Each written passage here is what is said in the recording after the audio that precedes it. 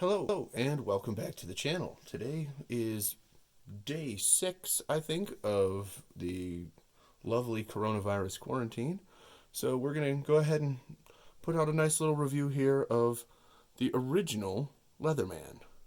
This one belonged to my father, who carried it for years. It has a pretty decent amount of tools for being an older tool. And I wanted to get this one out first because this is where Leatherman started. And by putting out something that shows where they began, we can look at the evolution of the company when we check out further models down the road. So that's why we're going to go ahead and do this one today. So the first thing I want to talk about is the carryability of this tool. Why I like it for that reason. So for starters, it's a lot smaller than a modern Leatherman. For comparison's sake, you can see how much thinner it is than the Wave. I mean, if I put it on top, you can very clearly see the Wave sticks out an extra, I don't know, eighth of an inch. It's a decent thickness difference, so it fits better if you're going to carry it in a pocket. It's also a lot lighter than the Leatherman Wave. If we get out the scale here, we can see that this one weighs in at a 5.27 ounce weight, whereas your Leatherman Wave is 8.5 ounces. That means that the standard tool here, the original Leatherman, is a lot lighter. It's a lot easier to carry. It doesn't take up as much space in your pocket. So actually, it makes it more of a pocketable tool. I actually don't think the Leatherman Wave is very easy to carry in pocket. I feel like it's best in its sheath or carrying case or whatever you want to call that. But whereas this can totally go in your pocket and it kind of disappears. And I really like that. It makes it something that's, comparatively relatively easy to keep around, which is what you want in a tool that you're planning on using frequently. You want to be able to carry it, so it's nice that you can. I also really like this thing is actually what's the word? I guess it's got a lot of features. Let's say that. It has, you have your can opener / bottle opener. You've got a small flathead screwdriver, a Phillips screwdriver. You've got a file, as you can see, heavily used. You've got a knife, what looks like some sort of maybe like almost kind of like an awl kind of tool. And a couple more flathead screwdriver sizes, which you can also use kind of like a pry bar. So it's got all that. It's got your wire cutters. It's got your needle nose pliers, your standard pliers. It's got an up to 8-inch long ruler. I mean, it's pretty capable for an older tool. So that's pretty cool. I like that they had a lot of features on this thing. It's very feature packed for being something that's maybe not as modernly designed. Let's go into something else I really like, which is the knife itself. So the knife here is actually like a slip joint knife because back then, not multi-tools didn't have locking tools. So it's a slip joint from the standpoint of there's no lock, and it does lock in pretty well. There's not like a half stop or anything like on a traditional, like an actual slip joint knife. But it's nice. But the things here that are really good though are the blade geometry here behind the edge. I don't know if you can see this. This is actually pretty well hollow ground. And because of that, it actually cuts things pretty well. And that's an excellent thing. That's what you want in a knife. You want it to cut. It's got this nice, like basically clip point shape here.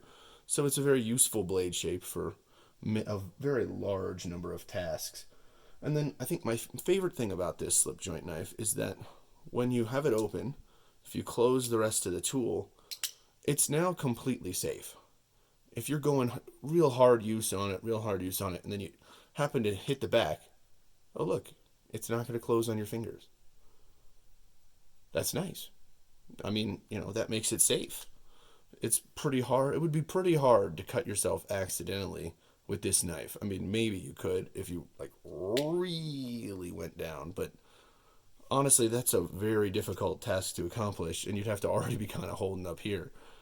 I really think, for me, I love the fact that even though it's a slip joint, it's almost completely safe. And I really like that. Finally here, this is an older tool, right? Well, but it still looks like it's relatively great shape. And that's because they made these things really well. It's really durable. It's held up over the years to a lot of use. And because of that, I really like the durability of these and the fact that even if you do break something on them, as long as it's within 25 years of your original purchase day, Leatherman will fix it. I love that warranty. And I love the fact that they just feel substantial and like a quality item, and like you're not going to break it even when you're doing a lot of hard tasks with it. So I really like the durability of these things. Things I'm not as big of a fan of on the original Leatherman here is the fact that unlike a modern Leatherman, there are no locking tools. Now, this is, as far as I'm aware, the basically the genesis of multi-tool. And so, at the time, there weren't locking tools. People didn't know about that yet. That wasn't a thing. So, I can't really fault them too much for every tool not locking, because back then, they were just starting the genre. I mean, there was, oh, I didn't think about locking tools because I was just thinking about having tools. So, I'm not really like gonna knock them that hard for it, but I do wish that the tool's locked. And it is something that is such a great evolution in the newer products. Um, I'm also not thrilled that every tool is basically a nail nick tool because I don't know about you guys, but I do not have fingernails. I mean, I occasionally will get one or two here and there for a period, but I'm not very good with fingernails. So it's very difficult for me to get out the tools, especially without getting out all of the tools on a single side. In order to get to some of these tools, you have to take out all of the tools to then get to this one screwdriver in the middle here. I mean, that's not super ideal with a lot of the more modern Leatherman tools. They've got their own little way to get in here and grab out the individual tools more easily than you can on these older tools. So that's just, it's not the end of the world, but it is something to keep in mind. You can't really access a lot of these tools individually very easily. Finally, I wish there was any indication at all of what the blade steel here is. There's nothing on here that says this is made of 1095 or 1080 or 420HC or 440C or any of these things. I don't even know what this is. I've no idea. CPM LOL. But honestly, I think that that's sort of a more important thing than people realize because it can tell you what kind of care you're going to have to take of your tool. Not that you shouldn't take good care of your tools, but if you know that it's a steel that's going to be more edge retentive, you're not so worried about sharpening, but maybe you have to be more worried about corrosion. If it's a steel that's maybe more resistant to corrosion, you don't have to worry about the corrosion as much, so you don't have to worry about wiping it down all the time, but you might have to keep it sharper.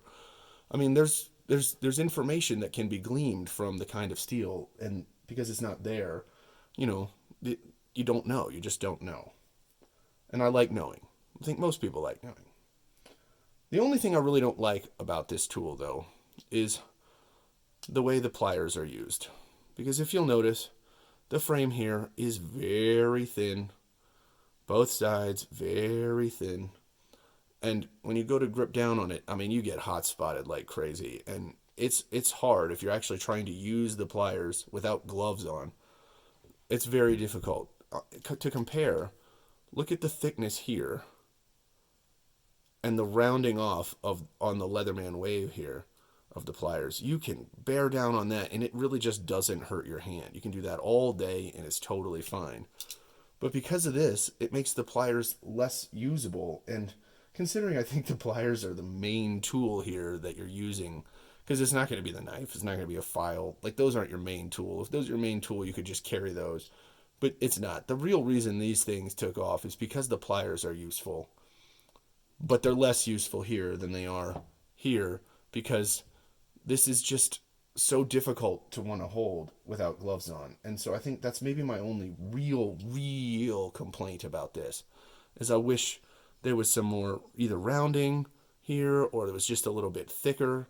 I'm not really sure, but I just think they could have done a better job. I mean, the outside is rounded pretty well. It's not too bad to grip from outside, but the inside, not so much.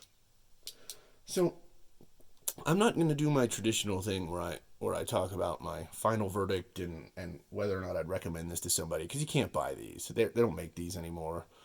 I'm just going to talk about why I think this is such a great starting point for Leatherman and why I think this is a good starting point for reviewing Leatherman because you get to really see the evolution of the multi-tool. And so I think for me, I love that this thing started with such a bang. It had so many great tools in it. It had it offered so much for honestly they weren't even that expensive, $50 ish I think when they first came out, which maybe 25, 30 years ago was a lot of money, but now, I mean, if you could get a tool this quality for $50, you'd be like, well, yeah, sure, absolutely. I mean, your modern wave, this is $100 tool now. This is $50. So, this was actually like a really good value. And but so this is such a great starting point for Leatherman. They did such a great job. They nailed so many of the tools. They got a lot of the things right with the build quality. There's some little nitpicks here and there with the accessing of the tools. The only real gripe I have is the handle, but they've addressed that. And so, in more modern Leatherman have thicker handles, and you can access more of the tools without having to pull out all the tools. You know, and so I think that just shows the way that the company has evolved over the years, and I really like that. So this is such a great starting point, and I think we can all go from here. And from now on, we'll be discussing more modern Leatherman.